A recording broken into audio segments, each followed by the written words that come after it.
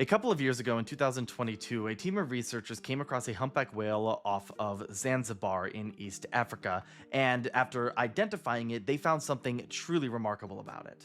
Welcome back to Tea of the Sea, and by now, most of you who follow me should know that I absolutely love whales, and I really like discussing humpback whales because we know so much about them. One of the best things we know about them is that we know where they migrate to, and they tend to migrate to really popular tourist destinations such as Hawaii. And something fun about humpback whales, at least in my opinion, is that they migrate back every year, or almost every year, to where they were born. So if a humpback whale is born in Hawaii and it migrates up to Alaska in the summertime to feed, when it comes south again for the breeding season in the winter, it's likely going to go back to Hawaii.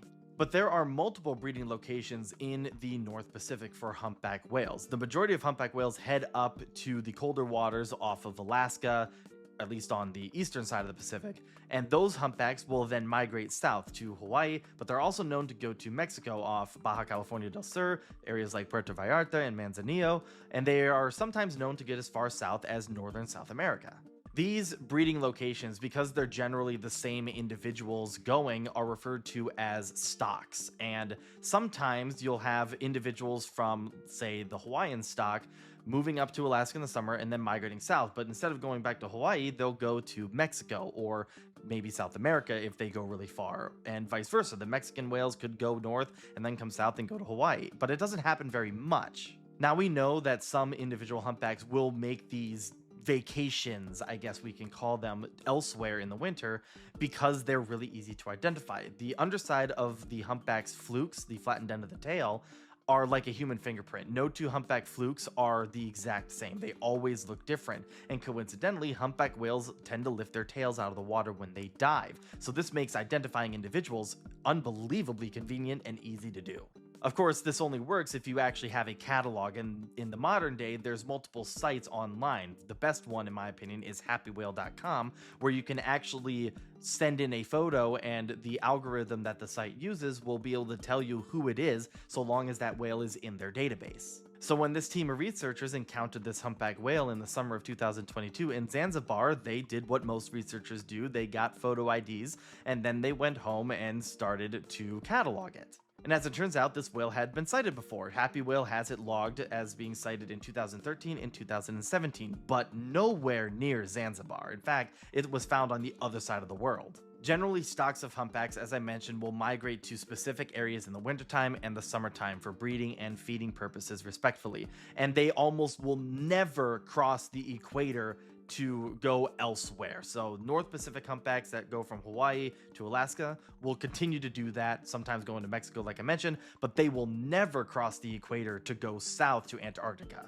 And vice versa, the Antarctic humpbacks, the southern humpbacks, they won't migrate into the North Pacific or North Atlantic. At least that's what we thought until this discovery. Because this whale, which was sighted in 2013 and 2017 away from Zanzibar, was sighted off the Pacific coast of Colombia, meaning that this whale had to cross several oceans and go past several continents to get to those areas. And that has, as far as I know, is unheard of. That means this whale, at least one time now, has traveled over 8,000 miles from a breeding location in the winter to a feeding area in the summertime. Now, because this whale has only been sighted 3 times between 4 and 5 years apart from each sighting, we don't know a couple of things. We don't know how many times this whale has made this 8,000 mile long trip, and we don't know what route the whale took to get to those locations. However, researchers think it started off by going south, crossing the equator as it went down from Colombia down South America's western coast, rounding the bottom of Argentina and Chile, crossing the South Atlantic Ocean, and going up Africa's east coast to Zanzibar. Now, of course, the whale could have gone the opposite direction. It could have gone north, up North America, through Alaska, the Bering Strait, Russia, down East Asia, through the Indian Ocean, and ending up in Africa.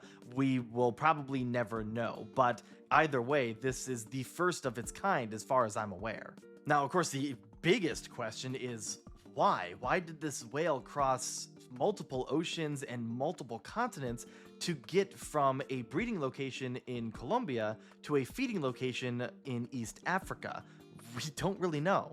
As far as I'm aware, this has never been documented before. Now, it's possible, based on my own knowledge of humpback whales, that this could be happening a lot more than we expect. Just the whales doing it haven't been identified in these vastly different locations. Maybe now, with more modern approaches like Happy Whale, we'll be able to see potentially more of this going on as more casual observers get into actually identifying the whales that they get pictures of, but we'll have to wait and see on that front. The researchers think that possibly human interference, such as human accelerated climate change, shipping noise, and food stock shortages due to human overfishing, might have driven this whale to make such a drastically long migration over the course of 5 years. It also simply could just be the drive to mate. This particular whale turns out it's a male, and a couple of times it's been seen in Zanzibar and in Colombia. It's been sighted competing with other males for a female. And humpback whales are a species that practice polygamy, where a male will mate with multiple females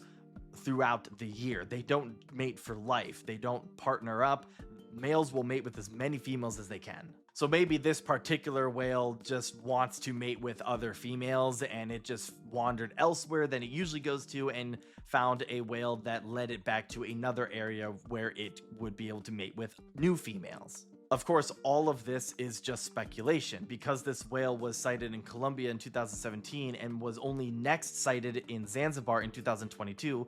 We don't know where this whale has gone in the years in between or since. It hasn't been sighted since 2022. So we can only really make guesses as to what's going on with this particular animal.